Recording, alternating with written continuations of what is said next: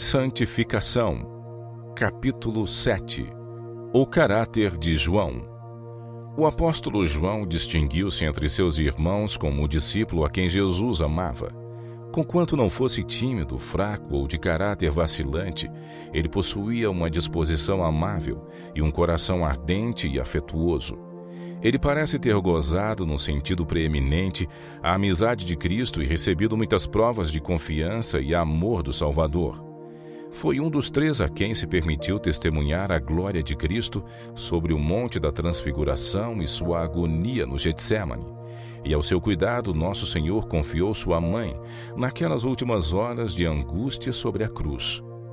A afeição do Salvador pelo discípulo amado foi retribuída com toda a força de uma devoção ardente. Ele se apegou a Cristo como a videira se apega às suntuosas colunas. Por amor de seu mestre, enfrentou os perigos da sala do julgamento e demorou-se junto da cruz, e ante as novas de que Cristo havia ressurgido, correu ao sepulcro sobrepujando em zelo mesmo o impetuoso Pedro.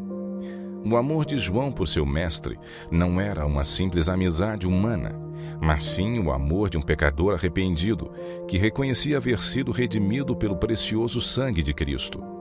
Ele considerava a mais elevada honra trabalhar e sofrer no serviço de seu Senhor. Seu amor por Jesus o levava a amar todos aqueles por quem Cristo morrera. Sua religião era de caráter prático. Arrazoava que o amor a Deus se manifestaria no amor a seus filhos. Podia ser ouvido dizendo repetidas vezes: Amados, se Deus assim nos amou, também nós devemos amar uns aos outros.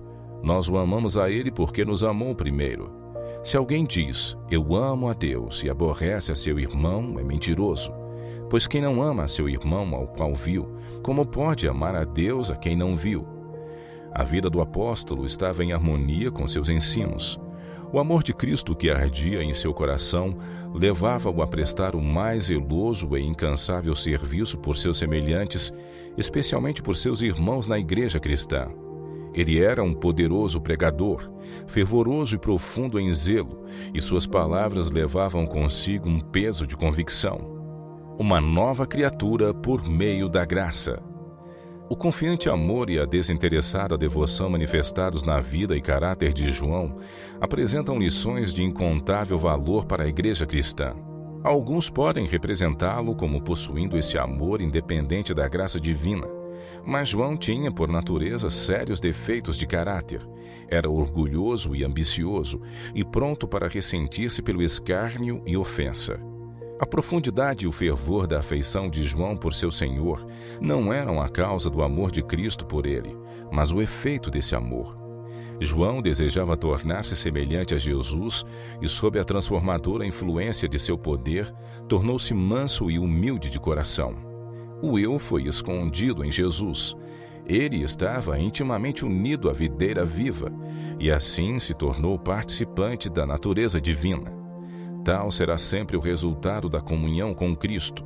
Isto é verdadeira santificação. Pode haver notáveis defeitos no caráter de um indivíduo. Contudo, quando ele se torna um verdadeiro discípulo de Cristo, o poder da graça divina faz dele uma nova criatura. O amor de Cristo transforma e santifica.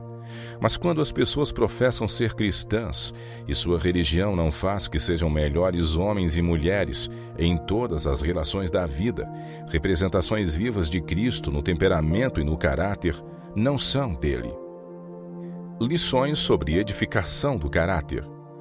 Certa ocasião, João empenhou-se numa disputa com vários de seus irmãos sobre qual deles seria considerado o maior. Não queriam que suas palavras alcançassem os ouvidos do Mestre, mas Jesus lia-lhes o coração e aproveitou a oportunidade para dar a seus discípulos uma lição de humildade. Esta lição não foi somente para o pequeno grupo que escutou suas palavras, mas devia ser registrada para o bem de todos os seus seguidores até o fim dos tempos. E ele, assentando-se, chamou os 12 e disse-lhes: Se alguém quiser ser o primeiro, será o derradeiro de todos e o servo de todos. Aqueles que possuem o Espírito de Cristo não terão nenhuma ambição de ocupar uma posição sobre seus irmãos. São aqueles que são pequenos aos seus próprios olhos, que serão considerados grandes à vista de Deus.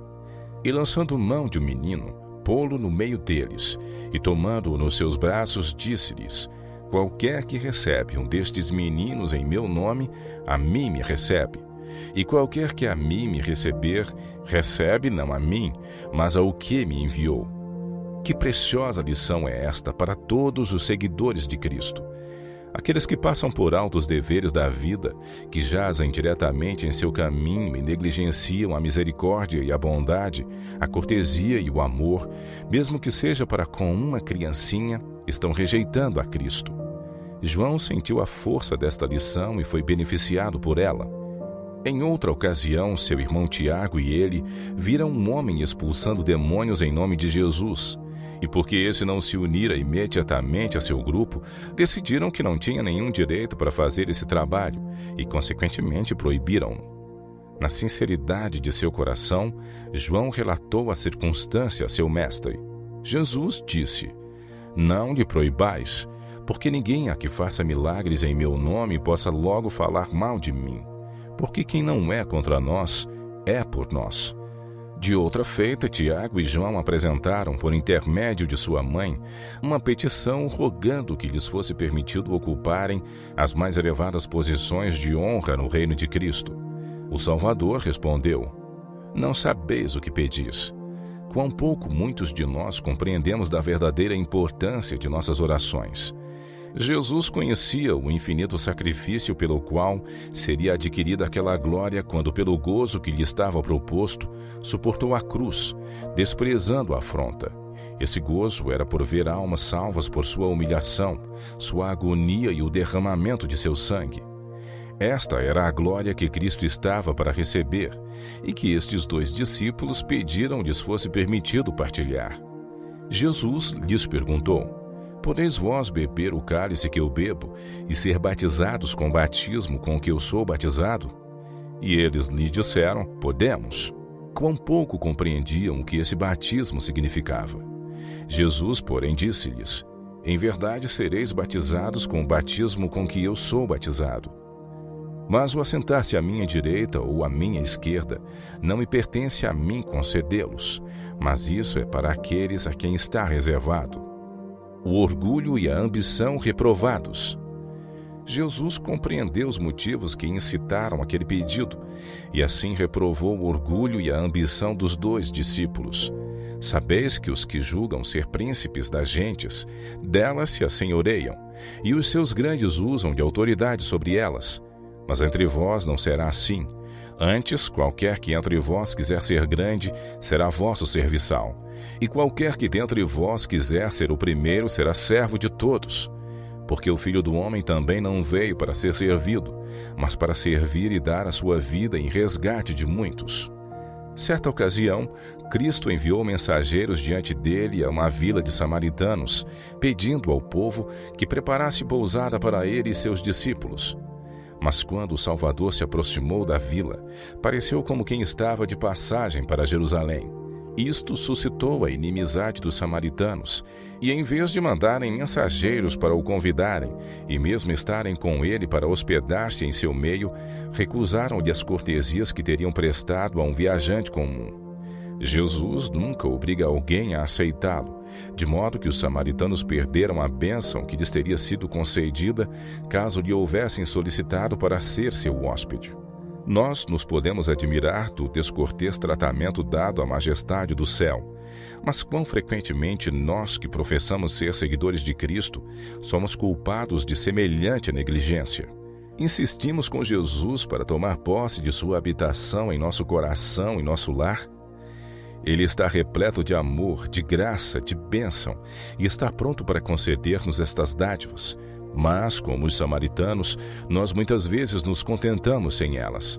Os discípulos sabiam do propósito de Cristo para abençoar aos samaritanos com sua presença, e quando viram a frieza, os ciúmes e o desrespeito manifestados para com seu mestre, encheram-se de surpresa e indignação. Especialmente Tiago e João ficaram irritados. Aquele que eles tão grandemente reverenciavam ser assim tratado parecia-lhes um crime demasiado grande para ser passado por alto sem imediata punição. Em seu zelo disseram: Senhor, queres que digamos que desça fogo do céu e os consuma, como Elias também fez? Referindo-se à destruição dos capitães sírios e suas companhias, que foram enviados para prender o profeta Elias. Jesus repreendeu seus discípulos, dizendo: Vós não sabeis de que espírito sois, porque o Filho do Homem não veio para destruir as almas dos homens, mas para salvá-las. João e seus condiscípulos estavam numa escola da qual Cristo era o professor. Aqueles que estavam prontos para ver seus próprios defeitos e ansiosos por melhorar o caráter, tinham ampla oportunidade. João entesourava cada lição e constantemente procurava conduzir sua vida em harmonia com o padrão divino. As lições de Jesus, apresentando a mansidão, a humildade e o amor como essenciais ao crescimento da graça e à adaptação para seu trabalho, eram altamente avaliadas por João.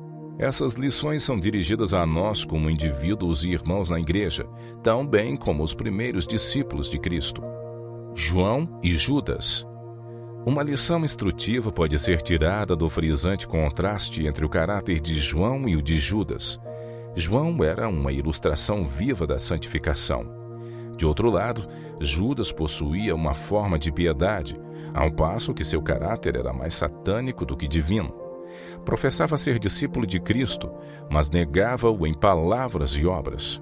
Judas tinha as mesmas preciosas oportunidades que João para estudar e imitar o modelo. Ele escutava as lições de Cristo, e seu caráter poderia ter sido transformado pela graça divina. Porém, enquanto João lutava ardorosamente contra suas próprias faltas e procurava assemelhar-se a Cristo, Judas violava sua consciência, rendia-se à tentação e fortalecia em si hábitos de desonestidade que o transformariam na imagem de Satanás. Esses dois discípulos representam o mundo cristão. Todos professam ser seguidores de Cristo. Porém, enquanto uma classe anda em humildade e mansidão, aprendendo de Jesus, a outra mostra que eles não são obradores da palavra, mas unicamente ouvintes. Uma classe é santificada pela verdade, a outra nada conhece do poder transformador da graça divina. A primeira é daqueles que diariamente estão morrendo para o eu e vencendo o pecado. A última é daqueles que estão condescendendo com as concupiscências e se tornando servos de Satanás.